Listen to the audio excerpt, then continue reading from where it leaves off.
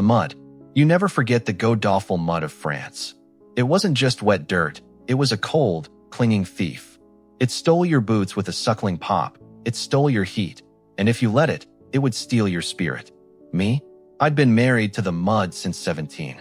Named Sergeant Major Elias Thorne, United States Marine Corps. And the young pups stumbling off the trucks into the drizzle of early June, 1918, they were about to get hitched, too, whether they liked it or not. They looked like a basket of lost kittens, wide-eyed and shivering in their new forest green uniforms, barely broken in. You could smell the fear on them, sharp, like coppery pennies. It mixed with the stink of wet wool, diesel fumes, and the distant, ever-present rumble. Not thunder. The front. It was a sound you felt in your teeth. My company, or what was left of the old one after the sludge of the Marne, was getting fresh meat. Lieutenant Danvers, clean-shaven and looking like he just stepped out of a recruiting poster, was trying to give them a pep talk. His voice was all tight and high, fighting to be heard over the grumble of the guns. And we will show the Boche what the American spirit is made of, he finished, chin up. A few of the kids nodded, trying to look fierce. Most just stared at their feet, sinking into the French muck. I let out a grunt from where I leaned against a splintered wagon wheel, lighting my pipe. The sound, rough as gravel, made a few heads turn. The lieutenant glanced at me, a flicker of annoyance in his eyes. He was a good boy, Danvers, from a good family. Knew his maps, but he didn't know men. Not like you need to know him when the machine guns start singing. Sergeant Major Thorne will see to your outfitting and orientation, Danvers said, before retreating towards the command tent. The kittens were now all looking at the old hound dog. I took my time, puffing the cheap tobacco to life, letting the smoke curl up into the damp air. I looked them over, not with Danvers' inspecting glare, but with a slower, heavier kind of weighing. I saw Jimmy, a farm boy from Iowa, his hands still calloused from plowshares, not rifle stocks. I saw Miguel, from some New York tenement, sharp eyes missing nothing. I saw a dozen others, names yet to be learned, stories yet to be cut short or forged in fire. I pushed off the wheel and walked into the middle of them. My gait had a hitch in it, a souvenir from a German grenade at Soissons. It made me look like I was always walking uphill. Listen up, I said, and my voice didn't need to be loud. It was low, worn leather, and it carried. The lieutenant there talks about spirit. That's fine for parades. Out here, you run on three things: your training, your buddies on your left and right, and the sheer, stubborn guts in your belly. You forget one, you die. You fail your buddies, they die. A kid with freckles and a chin that barely needed shaving swallowed hard. Sergeant Major, is it true? What they say about the woods up there? Below Wood. The name hung in the air. It was just a name on a map, a hunting preserve owned by some fancy local. But the way the kid said it, it sounded like a tomb.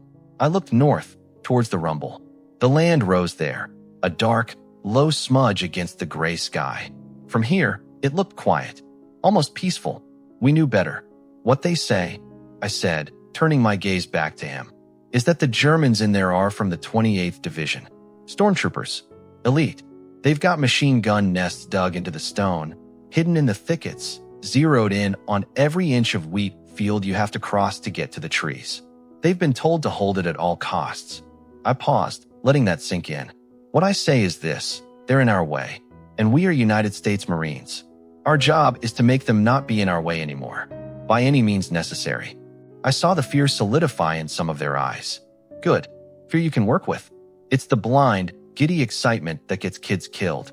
Fear keeps your head down. Now, I barked, my tone shifting from philosopher to drill instructor in a heartbeat. You think this mud is bad? This is a picnic. Your rifles are filthy already. We start with that. Because your rifle is the only woman who'll never let you down. Treat her right. Follow me. For the next 2 days, I worked them. Not just on the drill field, but in the art of staying alive. How to lace your boots tight so the mud doesn't claim them. How to listen to the different coughs of the artillery, the short, sharp bark of a whiz-bang, the deep groan of a heavy howitzer. How to dig a hole that's more than just a scrape in the dirt. I showed Miguel how to feel for the tension in a tripwire you can't see. I taught Jimmy how to read the lay of the land, to spot a possible machine gun nest from a dip in the ground and the way the grass lay. At night, by the dim light of a ration-kin stove, I'd tell stories. Not glorious ones. Ugly, true ones. About the kid who stood up to see better and left his head behind. About the man who shared his last canteen, even though his own lips were cracked with thirst. About the sound a bayonet makes when you have to pull it out. I was turning them from kittens into something else. Something with teeth. They started moving with more purpose. The joke started dark and brittle. They started watching each other's backs without being told. They were becoming a unit. My unit. Then, on the evening of June 5th, the orders came down. Hard and final. We were moving up.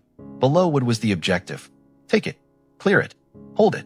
The atmosphere changed, like the air before a lightning strike. The rumble wasn't distant anymore. It was the drum roll for our own parade.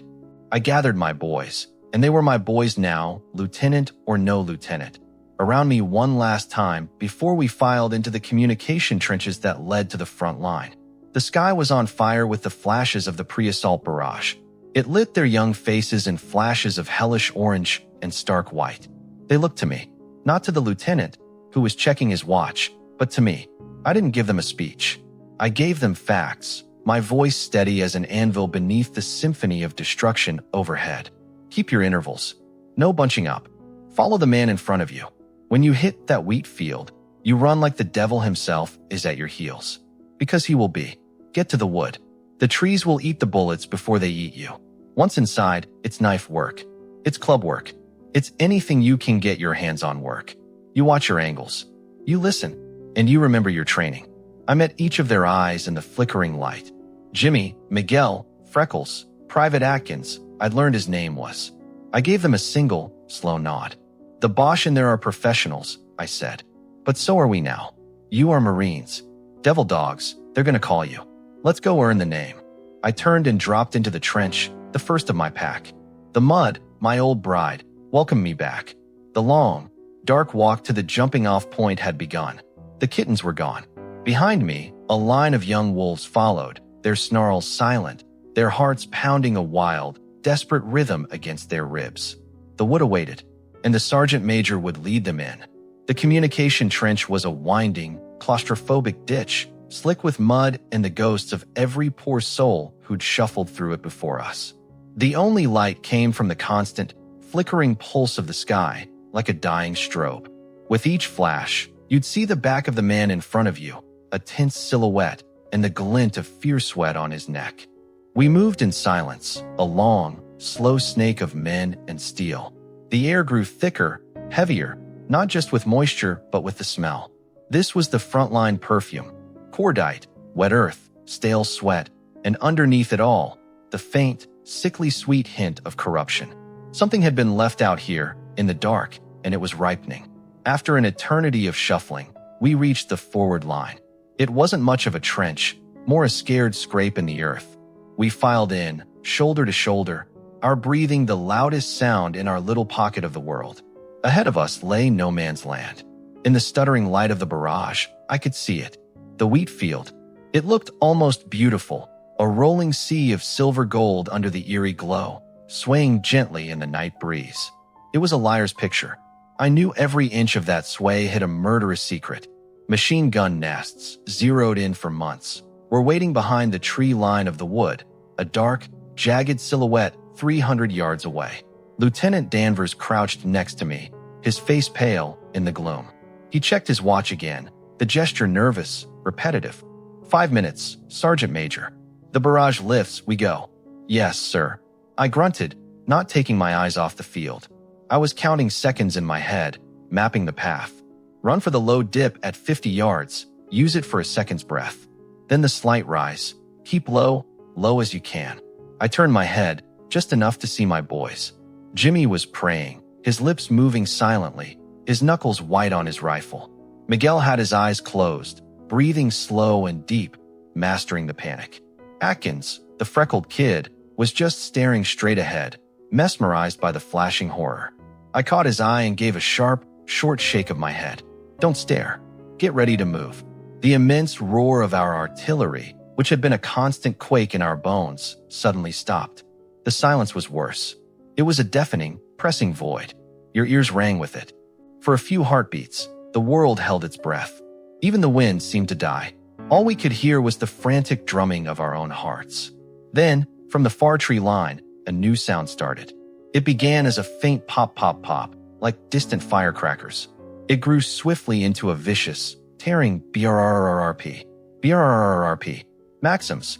German MG08S. The sound was unmistakable, a mechanical ripping of the very air. Marines, up and at him. Forwards, Danvers shouted, his voice cracking with the strain. He scrambled over the parapet. Go, go, go, I roared, my voice breaking the spell. I heaved myself up and over, the mud releasing me with a reluctant sigh. The wheat field erupted. The first line of men became dark shapes against the flashing muzzles from the wood. Scythes of tracer fire, glowing red and green, cut horizontal lines through the golden wheat, which hissed and fell as if chopped by an invisible reaper. The air filled with the zip crack of bullets passing too close, the heavier thump of them hitting flesh, and the screams. The screams started almost immediately. Keep moving. Don't stop, I bellowed, running in a low, painful crouch, my bad legs screaming in protest. I was a beacon, a fixed point. Follow the sergeant major. A man to my left, not one of my new boys, an older replacement from another platoon, spun and went down without a sound, a dark hole suddenly in his temple. I didn't pause. You couldn't. I hit the shallow dip and dove into it, mud and cold water soaking me to the chest. Miguel splashed in beside me, gasping. Jimmy tumbled in a second later, his face a mask of terror and mud. Stay low. Crawl to the far edge. I ordered. We bellied through the icy muck. Peeking over the lip, the field was a scene from a madman's dream. Flashes, tracers, running shadows that fell and didn't get up. The wheat was on fire in patches, smoke adding a choking haze to the chaos. On me, to the rise. I surged up and out again, driving my legs forward. The bullets were like a swarm of angry hornets now, the sound a continuous, deafening roar. I saw Lieutenant Danvers ahead, waving his pistol. Forward, Marines. To the wood. A line of tracer found him. It stitched across his chest, and he folded, neat and quiet, into the tall wheat. The recruiting poster boy was gone. There was no time for grief, only for a cold, hard fact. I was in charge now. With me, to the trees. My voice was a raw, animal thing, carrying over the din. I angled our sprint, not straight at the muzzles, but towards a slightly less hellish patch of the tree line. We were closer now, 200 yards, 150. The machine gun fire was joined by the sharper cracks of Mauser rifles. Men were dropping all around. A bullet tugged at my sleeve like an insistent friend. Another kicked up dirt between my feet. 100 yards. The trees, individual pines and oaks, started to take shape. I could see the dark mouths of German fighting holes. 75 yards. Atkins, running beside me, gave a short, surprised, "Oh," and pitched forward. I grabbed the collar of his tunic as I passed, dragging him the last few, endless feet.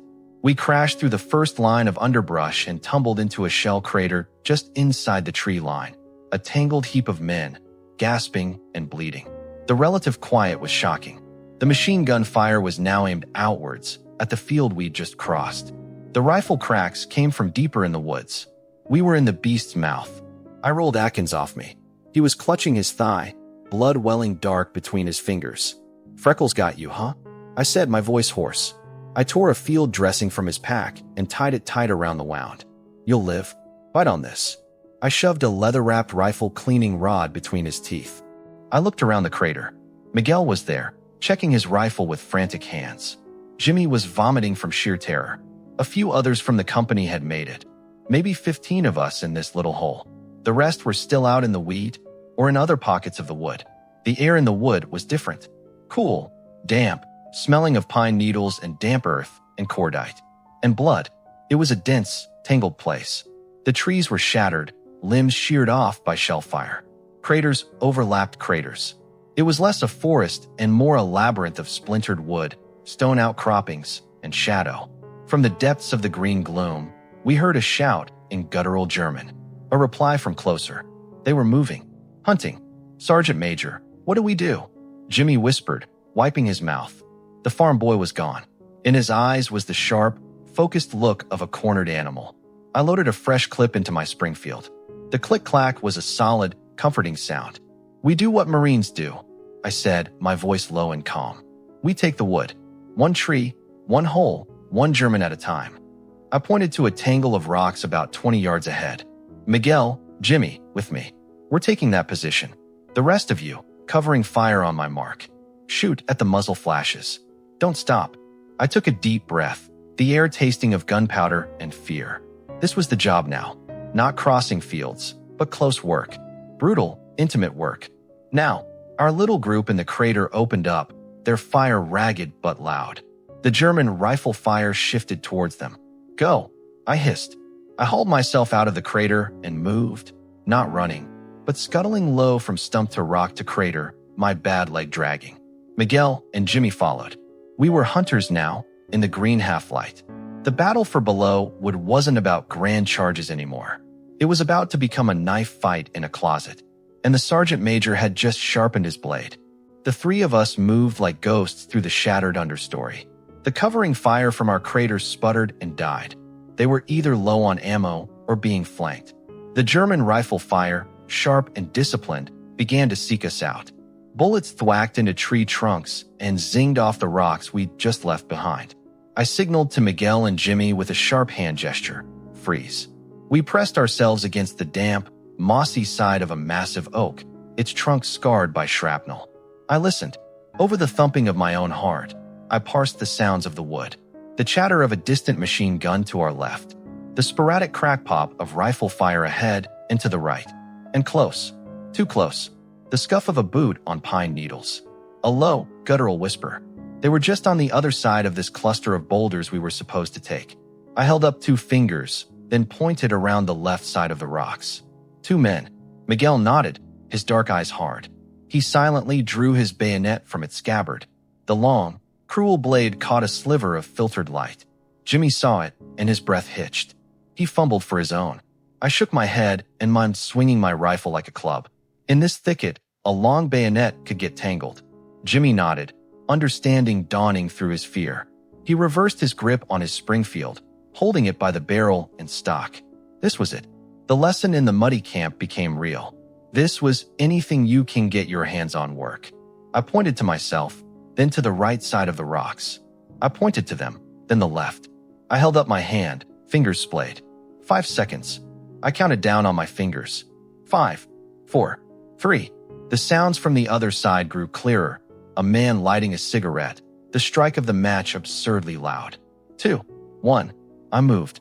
Not with a roar, but with a predator's silent rush. I came around the right side of the boulder.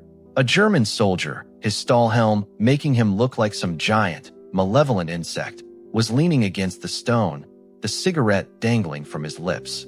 His comrade was crouched, facing the other direction, his rifle aimed towards where our covering fire had come from. The smoking soldier saw me a fraction of a second before I was on him. His eyes went wide. He dropped the cigarette and fumbled for the Mauser slung across his chest. There was no time for my rifle. I drove the steel shot butt of my Springfield into the soft hollow of his throat. There was a terrible, wet crunch. He went down gagging, clawing at his neck. The second German spun, his rifle coming up. From the left, Miguel was a silent blur. He didn't stab. He lunged, using his whole body weight to slam the German against the rock. The man's rifle shot went wild, the bullet screaming off into the trees. Jimmy, following Miguel, brought the stock of his rifle down on the German's helmet with a sickening, metallic gong. The man slumped. It was over in 10 seconds of brutal, breathless violence. No heroics. Just ugly, efficient butchery. We stood there, panting, the adrenaline screaming in our veins. The soldier I'd hit was dead, his eyes staring at the broken canopy. The one Jimmy hit was moaning. Miguel, without a word, finished the job with a quick, merciful thrust of his bayonet. His face was a stone mask. Check their packs. I whispered, my voice rough. Ammo. Grenades. Water. Jimmy looked like he was going to be sick again, looking at what he'd done. God. Sergeant Major. Look at me, son, I commanded. He dragged his eyes from the dead man to me. He was going to kill Miguel. He was going to kill you.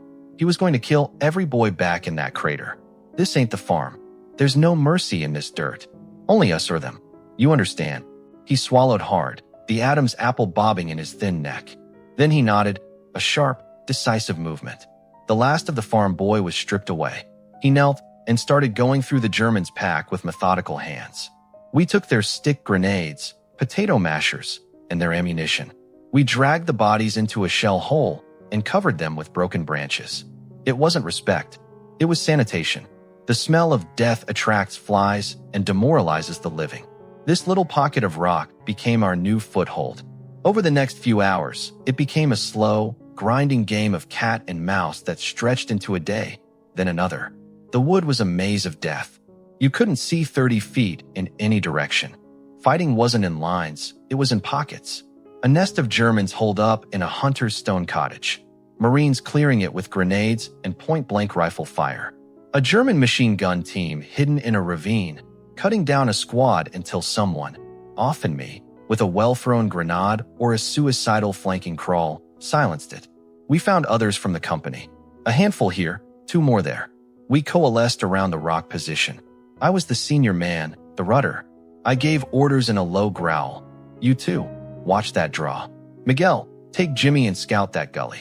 No fire unless you have to. Knives and stones. We learned the rhythm of the wood. The Germans liked to counterattack at dawn and dusk, filtering through the trees like gray ghosts. We learned to listen for the different sound of their boots, the cadence of their whispers. We set up ambushes with tripwires made of communication wire and grenades. We became feral. On the 3rd day, we were low on everything: ammo, water, hope. The heat in the dense wood was stifling. Thirst was a demon chewing on your throat. We'd been surviving on the condensation we could lick off leaves and the tepid, metallic water from the canteens of the dead. I was cleaning the mud from my rifle action when Jimmy, now my shadow, slithered up to me. His face was gaunt, smeared with dirt and powder burns. Sergeant Major, I found a well, or a spring, back behind that big limestone cliff, maybe 200 yards that way. He pointed east, deeper into German-held territory. It was a trap. It had to be. But water was life. Men were starting to suck on pebbles, their lips cracking and bleeding. Show me, I said. We went alone, crawling on our bellies through the ferns and shattered timber. He was right. A small, clear trickle of water emerged from a mossy rock face, collecting in a natural stone basin.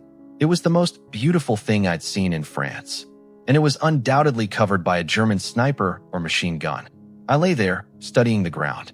The approach was open for the last 20 yards. No cover. It's a killing zone, I whispered. We need it, Jimmy said simply. The boy who'd vomited from fear was now stating a tactical fact. An idea, ugly and desperate, formed. Go back. Get Miguel and Private Henderson. Bring all the empty canteens. And a coil of that wire. While they were gone, I watched. I saw a flicker of movement in a high crook of an oak tree overlooking the spring. A sniper. Perfect. My boys returned, laden with canteens. I laid it out. They're waiting for a group of us to rush the water. So we're going to give them a show. Henderson, you're the best shot with a rifle after me. You see that notch in the oak? Sniper.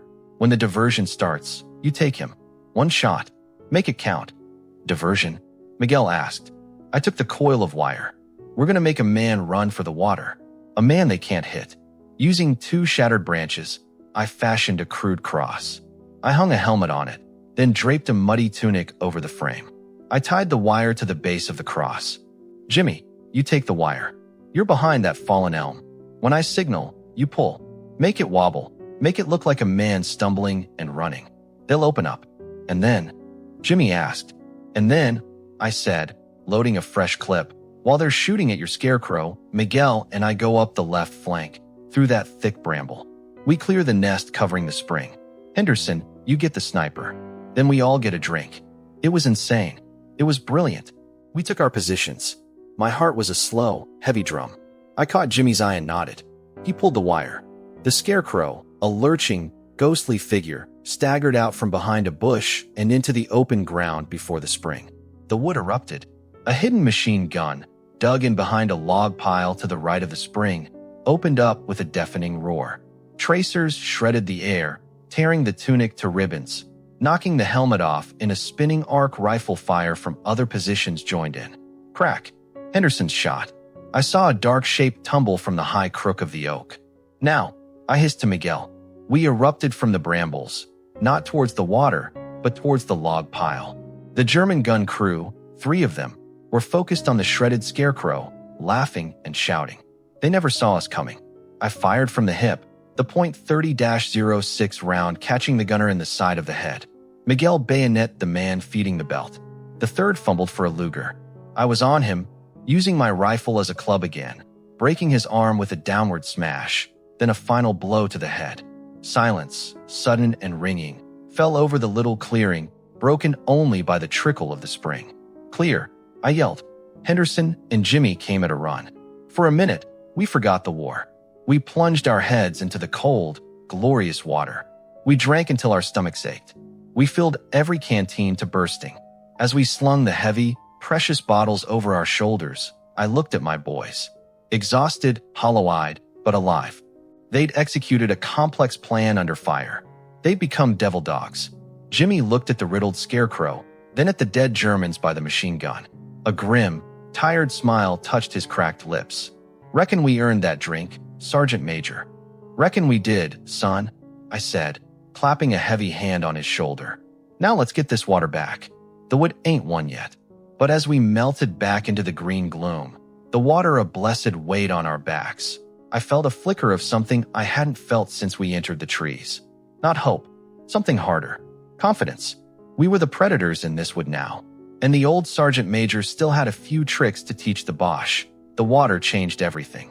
It was more than liquid. It was life, will, a shot of cold steel into our spines. We shared it out among the 24 ragged men who now formed our little pocket of resistance in the hell of below wood. Their gratitude was silent, in the way their eyes lost some of their hollow look, in the way they held their rifles a little steadier. We'd carved out a nasty little domain around the spring and the rock outcropping. But the wood was vast, and the Germans owned most of it. Orders, when they could reach us through the chaos, were simple: advance, clear, hold. The problem was a big, square stone building about 400 yards to the north of our position. It was an old hunting stable, built like a fortress, with walls 2 feet thick. From its high, slit windows, German machine guns commanded a wide swath of the wood's central clearing. They'd turned it into a fortress, a concrete thorn in the side of the entire Marine line.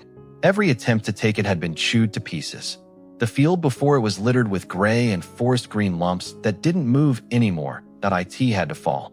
And the task, in the way these things happen when higher-ups are looking at maps and not men, fell to what was left of our company. Me specifically. A runner, a kid with a face perpetually smeared with dirt, found me at dusk on the 4th day. "Colonel's compliments, Sergeant Major Thorne. The stone stable. It's blocking the push. Your men are to take it tomorrow at first light. A platoon from Baker Company will provide a diversionary attack from the west." I stared at him until he shuffled his feet. "A diversion? How nice of them. You tell the colonel we're down to 30 effectives, we're low on grenades, and we have 1 Lewis gun with 2 drums left." The kid just shrugged, a gesture of perfect helplessness. "Orders, Sergeant Major. Orders." The word that got more men killed than any German bullet. I gathered my wolves. They were lean and dirty, their uniforms in tatters, but they gathered with a quiet efficiency that would have made my pre-war drill instructor weep with pride. I laid it out for them, no sugar. "That stable," I said, pointing through the trees in its general direction. "It's the key. They've got at least 2, maybe 3 heavy guns in there. Fields of fire cover everything.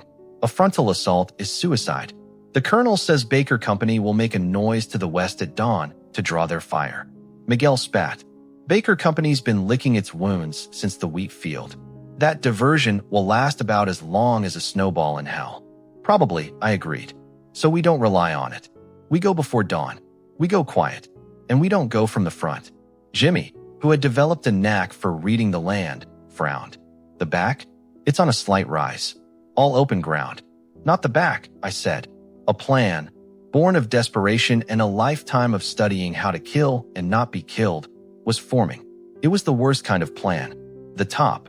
They all stared at me like I'd suggested we sprout wings. "The roof is slate," I continued. "Steep pitch. There's a big shell hole in the east corner, busted the timbers underneath. I scouted it last night.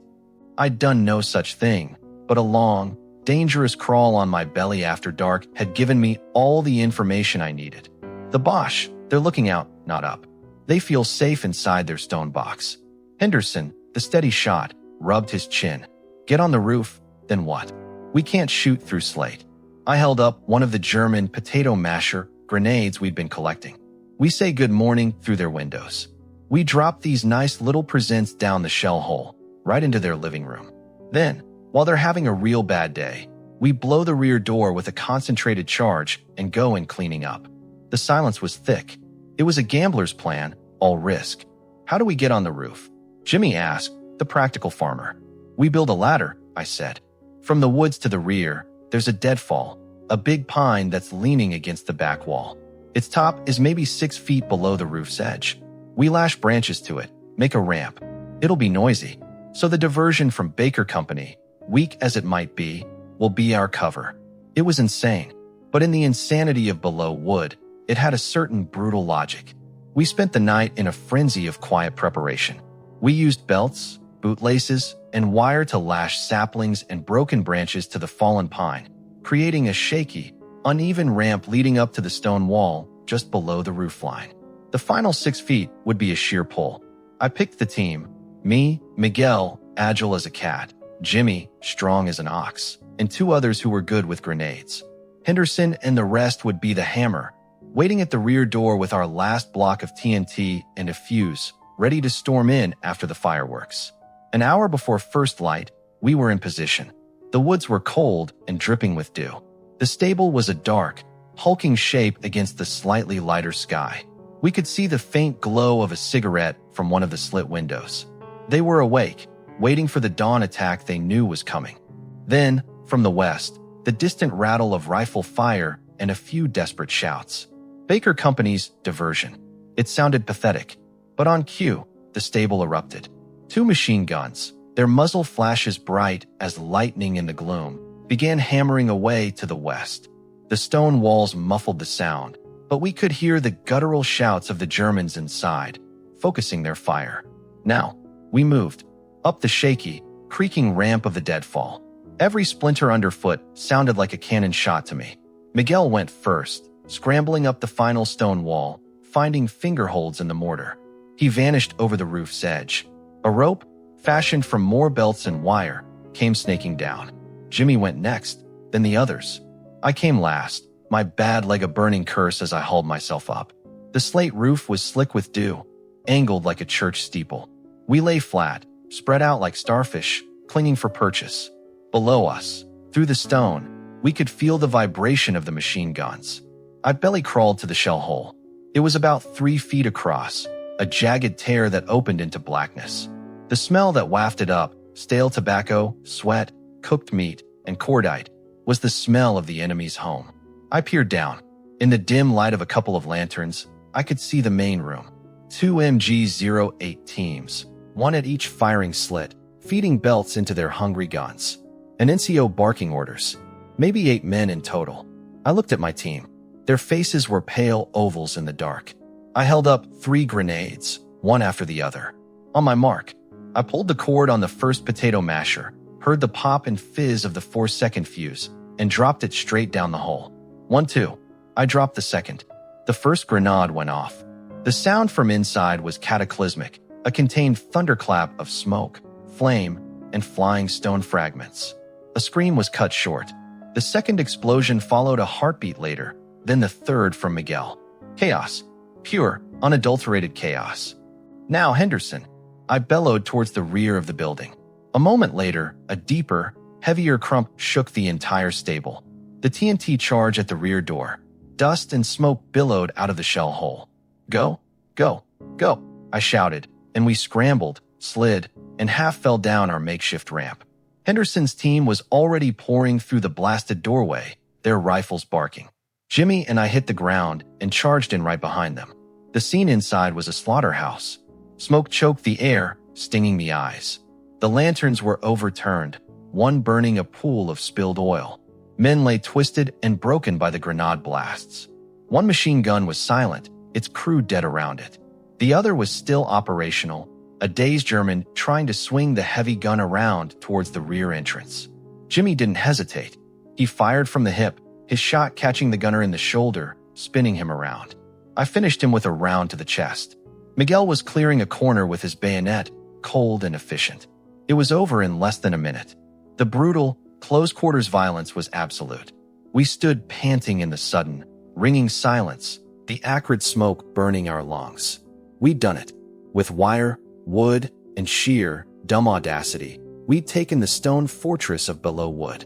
I leaned against the cold stone wall, my legs screaming in agony, and lit my pipe with a trembling hand. The tobacco tasted like victory and ashes. My boys were checking the bodies, securing the room. Jimmy looked at me, his face smeared with soot and something else. There was no horror in his eyes now. There was a weary understanding. Roof needed fixing anyway, Sergeant Major, he said, his voice flat. I gave a short, barking laugh that hurt my ribs. Yeah, let's let the Bosch explain to their landlord. We had the stable, but as the first gray light of dawn filtered through the smoke and the gun slits, the distant thunder of the battle told me the wood was far from quiet. We'd won a house. The war for the whole damned forest was still raging outside the door. The stable became our new fortress. Its thick walls, which had protected the Germans, now protected us. We dragged the German bodies out, sent back our wounded, including a grateful Atkins, his leg wound infected but now with a chance, and waited for the counterpunch we knew was coming. It was a basic rule of war. Take something important, and the enemy will try with all his might to take it back. The counterattack came at noon, not with stealth, but with fury. A German artillery barrage, short but brutal, hammered the clearing around the stable. The old stones shook, dust rained down on us, but they held. Then, through the smoke and splintered trees, came the gray waves. Stormtroopers this time, moving in short, professional rushes, covered by the ripping fire of their own machine guns set up in the tree line. Hold your fire. I bellowed from my position at a western slit. Let them get close. Make every shot count. My boys, my devil dogs, were calm. They'd been baptized in the wheat field and the close-quarters butchery of the wood. They waited, their rifles steady on the stone sills. Jimmy was next to me, his breathing even. Miguel was at the other window, a pile of extra clips neatly beside him. Wait for it, I murmured, watching a group of 4 Germans break from cover and sprint towards a fallen log 50 yards out. Now, a volley of fire cracked from the stable. 2 of the Germans went down. The others dove for cover. It was like this for an hour. They'd rush, we'd cut them down. They'd try to flank, and Henderson, positioned in a foxhole we'd dug outside the rear door, would pick them off. We were a porcupine in a stone shell, but they had numbers and mortars. A home-crump sound sent me diving from the window just as the corner of the stable exploded inwards. Stone shrapnel whistled through the room. One of my men, Private Miller, a quiet kid from Ohio, didn't make a sound. A chunk of rock the size of a fist had taken off the side of his head. Mortars. Southeast tree line. Miguel yelled, already returning fire at the suspected position. We were pinned. The mortar team had us zeroed. Another round landed just outside, shaking the foundation. Dust and the coppery smell of blood filled the air. We couldn't stay here. The stone walls that protected us were about to become our tomb. I made a decision. A bad one. The only one. Jimmy, Miguel, with me. We're taking out that mortar team. Henderson, you're in charge here. Keep their heads down. No one gets through that door. Sergeant Major, that's suicide, Henderson said, his face grim. Staying here is suicide with a slower clock? I shot back, slinging my rifle and grabbing 2 potato mashers. Cover us on my mark. Shoot at every muzzle flash you see. I looked at Jimmy and Miguel. Fast and quiet, like we did at the spring. Once we're in the tree line, it's our game again. They nodded. No hesitation. Just trust. It was the most humbling and terrifying thing I'd ever earned. Covering fire now. Henderson and the remaining men opened up with everything they had. A desperate, roaring fusillade aimed at the German positions. In the brief lull as the Germans ducked, the 3 of us burst from the rear door, not towards the mortar fire, but on a wide, low loop to the south, using the smokescreen of dust and the ragged terrain for cover. We hit the tree line 100 yards from the stable, unseen. The sounds of battle were our guide. The thump of the mortar launch, the crack of its round landing. We moved towards it, ghost in the green. We found them in a small, hidden ravine. A 3-man team, a spotter with binoculars, a loader, and the gunner crouched over the squat, ugly tube of a granitorfer. They were focused on their work, efficient, professional. They felt safe, hidden. They were wrong. I pointed. Jimmy would take the spotter. Miguel, the loader. I'd get the gunner. Knives only. We couldn't risk a shot giving away our position to the other Germans nearby. We crept down the steep side of the ravine, our boots finding silent purchase in the soft earth. My heart was a cold, hard stone in my chest. 10 yards. 5. The spotter lowered his binoculars and turned, saying something to the loader. He saw Jimmy. His mouth opened to shout. Jimmy's bayonet, driven with all the strength of the Iowa farm boy, took him in the chest. The sound was a wet punch. Miguel was a shadow, his own blade finding the loader's neck from behind in a single, vicious draw. The gunner, sensing the movement, started to turn. I was on him. I didn't use the knife. I swung my rifle like a sledgehammer. The steel butt plate connected with his temple with a sound like a dropped melon. He collapsed over his mortar tube. It was over in seconds. The silence in the little ravine was profound, broken only by our ragged breathing and the distant fight for the stable. Destroy it, I whispered, pointing to the mortar. Jimmy picked up a German entrenching tool and with 3 savage blows, smashed the firing mechanism and bent the tube. It would fire no more rounds today. We should have left then, slunk back to the stable. But as I turned, something caught my eye further down the ravine. A glint of metal, a wire. It led to a carefully concealed dugout, covered with logs and sod. A command post, or an ammunition stash. A voice from inside, speaking crisp, commanding German. An officer. A reckless, burning idea took hold. The mortar team was just the claw. This was the head. If we could cut it off. I held up a hand, signaling silence. I pointed to the dugout, then to the 2 potato mashers on my belt. I'm on pulling the cord and rolling them in. Miguel's eyes went wide. He shook his head sharply, pointing back the way we came. Too risky. But Jimmy was looking at me, and I saw not the scared boy, but the calculating Marine. He gave a slow, grim nod. He understood. Sometimes you have to risk everything to break the back of a fight. It was my turn to hesitate. These were my boys. My responsibility. Sending them into the wheat field was one thing. This was a choice. The German officer's voice rose in a command. Boots scuffled inside. They were getting ready to move or to check on their mortar. The decision was made for me. I pulled the cord on the first grenade, let the fuse fizz for 2 long seconds, then tossed it gently, underhand, so it rolled to the dugout's entrance. I did the same with the second. Back, I hissed. We scrambled up the side of the ravine, dirt giving way under our hands and knees. The twin explosions from below were muffled by earth and logs, but the ground jumped under us. A cloud of smoke and debris erupted from the dugout entrance. No screams, just a final, definitive crump. We didn't wait to see. We ran, not back towards the stable, but deeper into the German side of the wood, looping wide to avoid the main fighting. The sounds of battle at the stable began to change. The German rifle fire became sporadic, disorganized. Without their mortar and, likely, their local commander, the attack lost its heart. An hour later, filthy and exhausted, we slipped back into the stable from the north, through a hole in the wall the initial bombardment had made. Henderson met us, his face etched with relief and new lines of strain. They broke off, he said. Just fell back into the trees. What in hell did you do out there, Sergeant Major?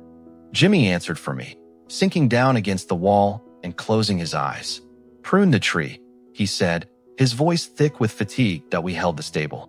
The German counterattack was broken, but the Cost sat in the corner, covered by a torn gray tunic. Private Miller and others had fresh bandages, new wounds. That night, as a cold drizzle began to fall, soaking the bloody clearing, I sat on an empty ammunition crate, my pipe dead in my mouth. Miguel came over and offered me a piece of hardtack. We sat in silence, listening to the moans of the wounded and the distant, eternal rumble of the war. We were winning this bloody patch of wood, inch by tortured inch. But the price was etched on the faces of the boys around me. They weren't boys anymore. They were old men in young bodies, their eyes holding sights no man should ever see. I had made them into devil dogs. And part of me, the part that remembered the farm boy Jimmy used to be, wondered if I'd done them a kindness or a curse. The battle for below wasn't over. And the sergeant major, his grizzled heart heavier than ever, knew the worst was likely still to come. The drizzle turned into a cold, relentless rain that fell for 2 days. It turned the shattered floor of below wood into a freezing, soupy bog. It soaked through our ragged uniforms, chilled our bones, and made the stench of death rise from the earth in a visible, foul mist. But it also brought a strange, uneasy quiet. The Germans, licking their wounds from the failed counterattacks, seemed to pull back to their final, fortified lines in the northern depths of the wood. We used the time not to rest, but to solidify. Reinforcements trickled in, fresh-faced replacements who looked at us, the mud-caked, hollow-eyed veterans, with a mixture of awe and terror. We were legends to them already. The devils of the stable. The name had spread. I put the new kids with the old hands. Jimmy and Miguel became fire team leaders, their instructions short, growled, and born of brutal experience. Dig deeper. The dirt is your friend. Check that shadow. Always check the shadow. If you're shooting, you'd better be moving. I watched them. These boys I'd shepherded through hell, now teaching the next batch. Pride and a deep, unending sorrow warred in my chest. On the morning of the 8th day, the rain stopped. A pale, watery sun broke through the smoke and mist. And with it came new orders. The final push. We were to advance and clear the last German strongpoint in our sector. A network of deep bunkers and trenches dug into a rocky hillock at the northern edge of the wood, codenamed the Hive.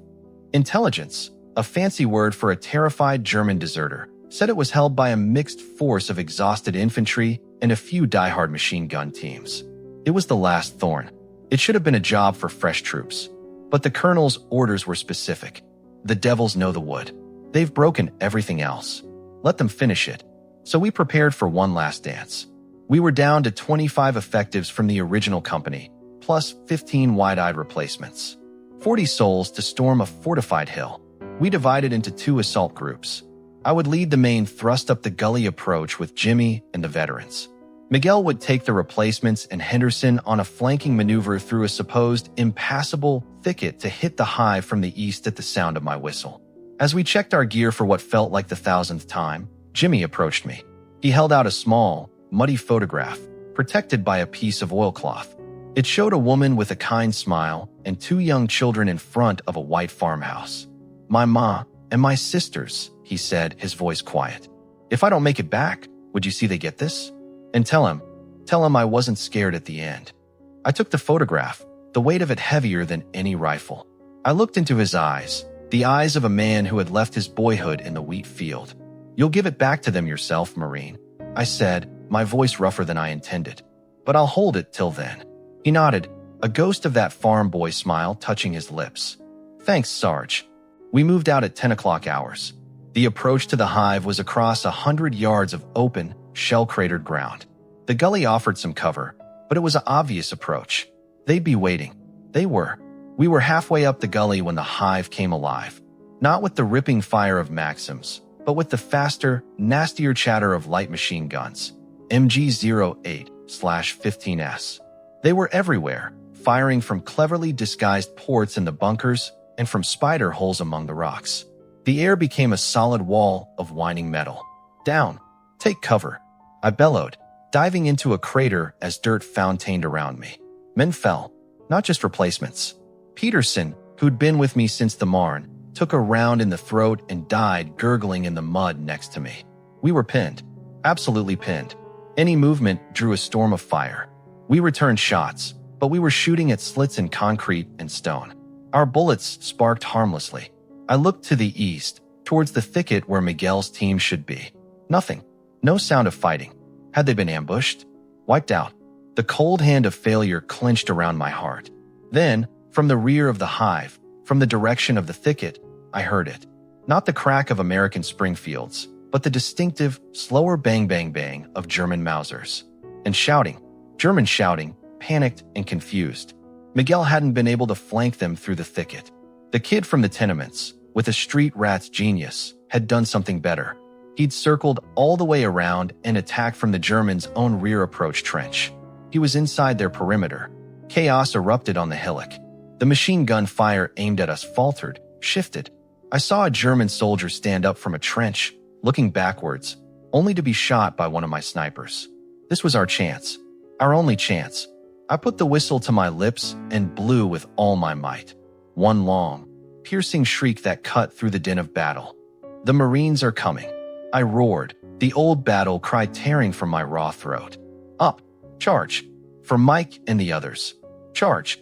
I scrambled out of the crater, my bad leg ablaze of agony, and started running uphill, not in a crouch, but straight into the storm. A madness took us all. Jimmy was at my side, screaming wordlessly.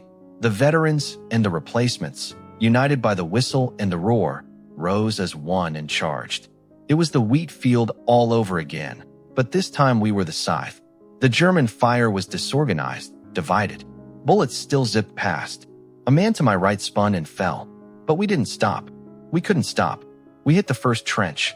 It was close quarters madness again. Bayonets, rifles, entrenching tools, fists. Jimmy fought like a demon, his rifle a blur. I clubbed a German officer trying to rally his men, feeling his skull give way under the stock. In the center of the position was the main bunker, its machine gun silent now. The door was blasted open, Miguel's work. We poured in. Inside, it was a dim, smoky charnel house. Miguel and 3 of his replacements were holding a corner, their backs to the wall, surrounded by German dead.